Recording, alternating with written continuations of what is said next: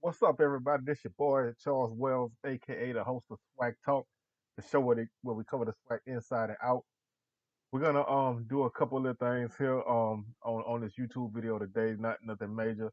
We do have a podcast episode coming up tomorrow, which will be our preview of this Saturday's games, and we'll go really in depth into that. I'm just kind of putting together a couple of things. I like to kind of have a schedule of things when I do my content. So I'm most likely gonna do 2 or 3 videos a week on here. Probably Tuesday, Thursday will be my game of the week, and I'll talk about that, which you can also hear on my podcast. And then Sunday, I'm gonna do a kind of like a quick review of the game of the week, which also you can catch on my podcast, which is Swag Talk, which is heard on anchor.fm/Swag Talk, Spotify, Stitcher, Breaker, Google Podcasts, Apple Podcasts. All can be searched for Swag Talk, one word, SWACTALK. Um, Before we get going too much further with this right now, I just wanted to give a quick rest in peace shout out to my mother-in-law, Patricia Sin. She lost her battle with COVID this past Sunday. So I'm doing this with a little bit of a heavy heart. You know, most likely probably shouldn't really be doing anything right now, but I want to put myself into what I do and what I love. So I just want to be there to bring this to you guys, and also just want to thank y'all for being there for me and all the support that I've gotten doing this through the YouTube and the podcast. So much love to everybody, and just everybody continue to stay safe with this COVID situation. So with that being said, Facebook.com/Swag Talk, Twitter.com/Swag Talk 76, Instagram.com/Swag Talk, and go ahead and if you haven't already, subscribe to this video, um, give it a thumbs up, um, like they like to say, smash that like button and hit that notification bell, ding ding, to get alerted on any time that I have a video uploaded. So if you haven't done that already, then go ahead and do those things. And we're gonna go ahead and jump into this. And I'm gonna be like everybody else right now. I'm gonna ride that Jackson State train for a couple more shows. I'm not really gonna go too hard on it all the time because I don't really like to devote too much time individually to any one team because I do like to cover the SWAC as a whole. But hey, that's the hot topic, and I'm gonna go ahead and do that because that's something that people do like to hear about and talk about. And today's show is basically gonna be SWAC perceptions and does Jackson State have a problem? And my answer to that is, and this is gonna sound crazy because of what happened last on Saturday and what happened 2 weeks ago. My answer to that is no, they don't have a problem, but at the same time, they do. So the reason why I say that they don't have a problem is because if you have followed the SWAC for, oh my God, 2013 or so, Jackson State hasn't had a winning season since 2013 when they went to the SWAC championship and lost to Southern. Um, they haven't had a winning season since 2014. So this iteration of what Jackson State is, if you take away who the coach is right now, that's what Jackson State has been since 2014. A 3, 4, maybe 5 win team.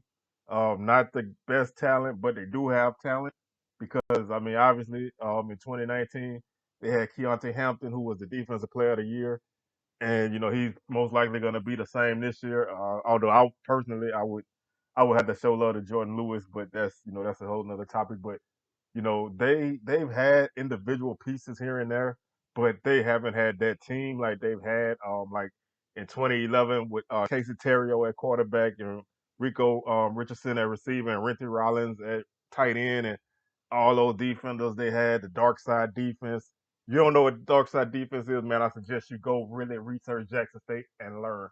Um, I approach this different than a lot of other people that do content right now on SWAC football because I've been following SWAC football since I was yay big. So this is like my heart.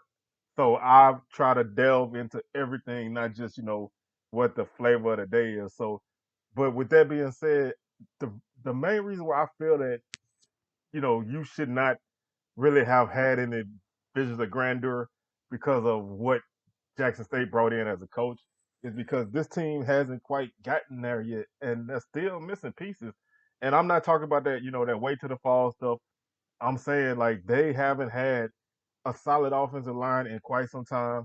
The defensive line usually is a little bit better than what it is now. Even when the team was struggling, the defense has always been at least respectable. So they're basically the same team that they were in 2019, where they opened up the season, not winning many games, if any. Had a D2 loss to Kentucky State. Then they ripped off 3 wins, I think 3 or 4 wins, and ended up the season losing 3 in a row to Alabama and Southern and Alcorn. So this team is what that was. So I mean, if you take away the head coach Deion Sanders and you put John Smith as the head coach, this team would be the same team, but not all that hype. And personally, I feel like the hype is unfair to the team because you got guys carrying weight for things that they can't handle. This team hasn't learned how to win. They don't know how to win. They don't know how to be consistent. They don't know how to respond when the chips are down.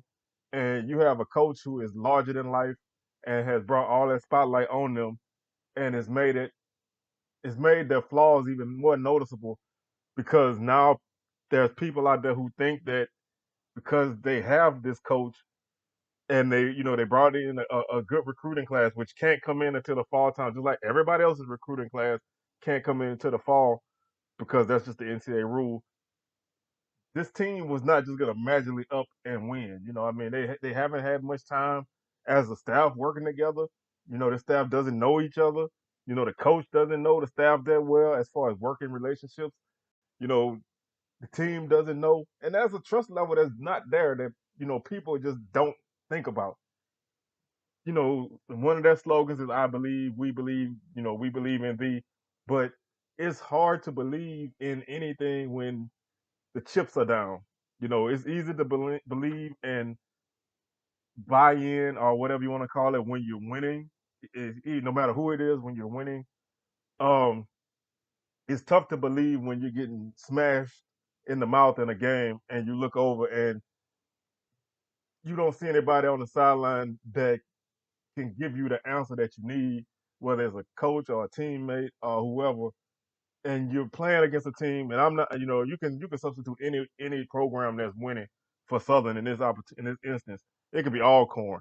You know, on that other side of the field, that team they know they have an identity, and that's whatever the coach is. That's typically the identity of the team. It takes time to get there. So even if Jackson comes out in the fall and they win, it's still going to take time for them to develop an identity because they have no identity. And that's the thing that I want people to take a step back and look at. This season is not a failure for Jackson State. It's only looking suspect because people have put unrealistic expectations on this team. To be 3-2 with the team that they have, with the offensive line that they have, and a defensive line that is getting no push, and they can't run the football, even though they have a tremendous runner at quarterback, and they have a running back in Kimani Clark who hasn't touched the ball in like 2 weeks, which I don't know why. The kid was spectacular late in 2019, but they have pieces. But this team has to piece their way through this. This spring season, nobody has any answers this year. Everybody's searching through the darkness to get to where they need to go. I mean, you look at Grambling is 0-3 right now, and they are a mess. But Grambling also was 0-4 in 2019, but they were able to turn it around because that's an 11-game season. They were able to take their time, go through their non-conference schedule, work out kinks, and hit the conference play running, and then win. Same thing with Southern. Southern typically plays a non-conference slate early, works out kinks, figures out who's gonna start at this position, who's gonna play here, put together rotations, and when SWAC comes, they're rolling. Alcorn did the same thing in 2019. The quarterback Noah Johnson got hurt. Felix Harper came in, and they were able to just keep moving because they have an established program and a coaching staff that knows who to fit where, and guys know what their role is, and they know what's the consequences of not fitting their role. So that's why I say that there's not a problem per se in Jackson. This is not do or die. They are actually in good shape to be a game out of the division race heading into the last couple of weeks of this season, even though they've lost two in a row, because they're in a position that this is where they should be. I mean, nobody expected for the game against Southern to end up the way that it did, and so many people were surprised that Alabama State beat them. But this team lost to Alabama State in 2019 as well. They beat Grambling this year, but they lost to Grambling in 2019. So this team is growing. They're growing, but it incrementally, and it's not what people expected. And I watch a lot of videos. I listen to a lot of people talk, and I just always feel like I need to say something because I follow SWAC very closely, and I can't expect anybody who hasn't to really take that same mentality. But if you feel a certain way about the way the season is going, unless you're a Jackson State fan, fans of teams always are gonna have expectations. So I'm putting those people on the side. But if you're a neutral person who came on because Deion Sanders is the coach of Jackson, and you just automatically thought that Jackson was gonna run through the SWAC, even though this man doesn't have any head coaching experience, and he has a coaching staff that hasn't worked together, and he has a group of guys that he doesn't know yet, and they've only had a couple of months of practice before their first game. If you thought that team was just going to run through the SWAC, then you either severely overestimated what that team is and what they have, because you probably didn't even really pay attention to that. You just looked at a name and you're like, "Yo, that's it." Now, are you severely underestimated what the SWAC is? Now, anybody that follows the SWAC closely knows that the SWAC is a conference that cannibalizes itself. We're in a bubble because we don't play in the playoffs. We don't play a whole lot of non-conference games outside of MEAC teams. Some people play regional FCS opponents, and of course the money games, FBS money games. But for the most part, we're insular body. So we, whoever that team is on the other side of that field, if they have SWAC on their chest, it's always going to be go time, especially if you're at home. You go to Valley, Valley's going to try to give you that work, even though Valley will probably lose by 35, 40 points if they were at your place. You go to Texas Southern in that stadium with the orange seats and 30 people there, they're going to still try to give you that work because they're at home. Everybody wants to give you the business when you come to their place because everybody wants to protect home. Everybody wants to stand up for themselves. Everybody wants to prove that they're better than anybody else who comes in their home. Now, the game probably won't always go that way, but that's the mentality that you have to face when you play teams. So when you play a team like Alabama State, they always going to stand up at home against a SWAC team because it's just a mentality that we have as a competition. And that's hard for people to understand when you're outside of it and you haven't witnessed this year in and year out. You can see a team play very well and then go late in the season somewhere and struggle or maybe even lose, even though they're a championship contender, because that team just decided this week they saw that other uniform on the other side of the field and they were gonna get hyped and they're gonna play they're gonna play lights out, and sometimes it happens, sometimes it don't. But this is a league that cannibalizes itself. So if you don't understand that, then these results can look shocking. Now, the thing that really probably bothered me about this, and this is strict, and this is me being a Southern fan for a minute, is that a lot of people looked at this game of Southern beating Jackson the way they did as like some kind of surprise. Um, Southern is a team who, even though they have a coach that's been on the hot seat like year in and year out, because Southern fans are very hard to please, and they're honestly still not happy right now. But this is a team that hasn't lost but 5 games in conference in 5 years. Every year, one loss a year. Um, this year, one loss. 2019, one loss. 2018, one loss.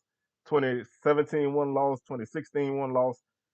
Every year, one conference loss each year. And most of those years before this year was either to Alcorn or Grambling. If you see what I'm saying?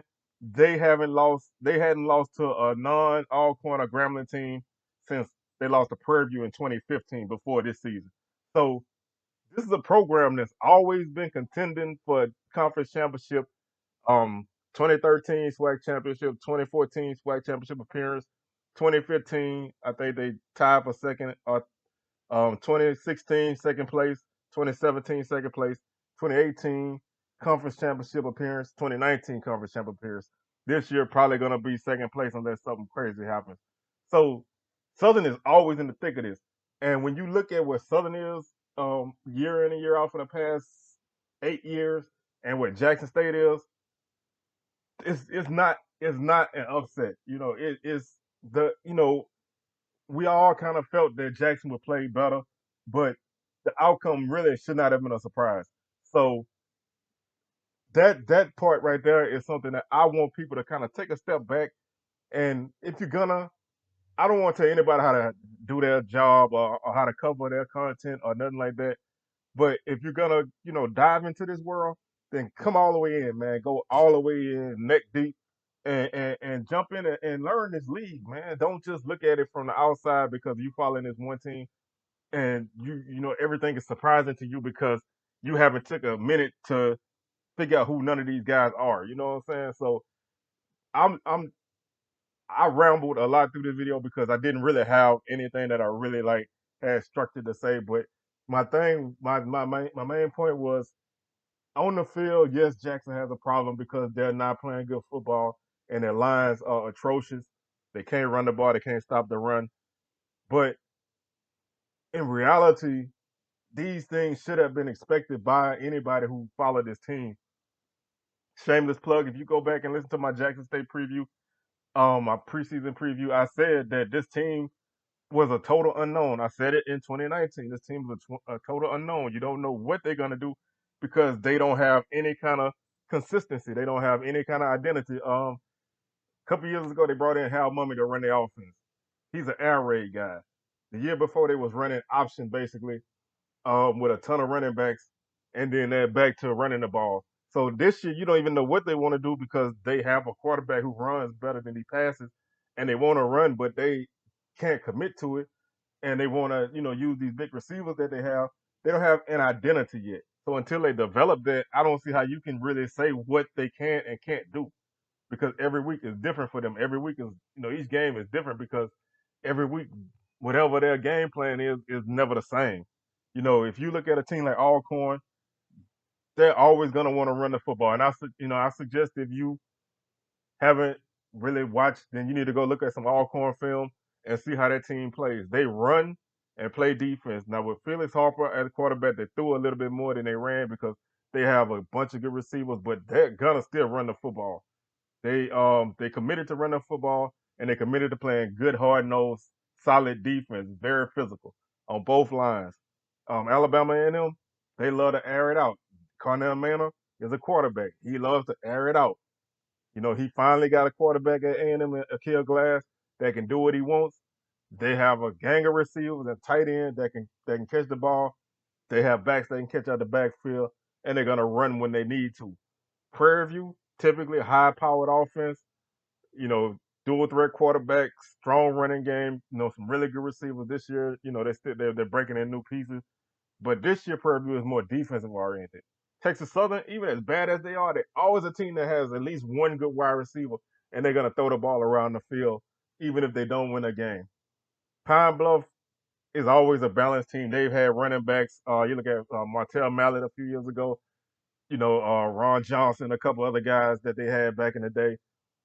Pine Bluff has always been a running team, and that's what they do. Alabama State is a team who has a solid defense most years. Offensively, maybe not the best, but they're dangerous if you let them hang around. Valley is always a wild card. Valley is dangerous at home, especially these last few years because they have a really good defensive line and some talent in the secondary. But offensively, they never can put anything together. They want to run, but they can't really run block well, and they can't pass well. So the defense always wears down. But in the first 10, 15 minutes of a game, they're going to give you hell. Now, they played very well against Pine Bluff this last week, but those are some of the things that you can expect almost year in and year out with these teams in the league. And I just ask everybody who is, if you're outside of the SWAC and you're interested in it now because of what's going on, I salute you, man. I'm glad whatever it is brought you here. But what I ask is that you take the time to figure out what this league is all about and who's in it and how they do what they do, because that team that brought you in might not even be the team that you identify with for your favorite style of play. You know, everybody has a different fan base. You might go see Jackson and not really like that. And you maybe from Alabama and you catch an Alabama State game and they got a higher energy crowd at home at all times. That might be more your thing, whoever and whatever. But enjoy this league as a whole. If I had to say anything, and if there's any reason that I brought y'all here, is to enjoy this league as a whole, because it's about to get even better in the fall, because we bringing Bethune Cookman and FAMU, two very proud programs, and FAMU is probably the second or the tie for the first most arrogant fan base in black college football next to Southern. Those two fan bases are almost the same. So when you bring those kind of teams with that kind of energy, this league is only going to get better and even more competitive. So now is the time to really get in, man, because when that fall hit, it's about to be on and popping, baby. So I just wanted to go ahead and hop in real quick and just share, just spit that little game at everybody. And I salute everybody who's covering the SWAC, whether you are new to it or you've been in it forever. We need more SWAC content on YouTube and in podcasts, because we don't have a lot of representation. So I salute everybody who's doing what they're doing. Keep doing what you're doing. I'm watching and listening to most of y'all anyway, because I appreciate other opinions, and I like to see how people do what they do. So, with that being said, I'm about to hop on up out of here. I just want to thank y'all for spending that little time with me, and I'll see you guys on video on Thursday. Tomorrow on the Swag Talk podcast, we're gonna preview these games for this week. So I'm gonna holler at y'all, and y'all stay up.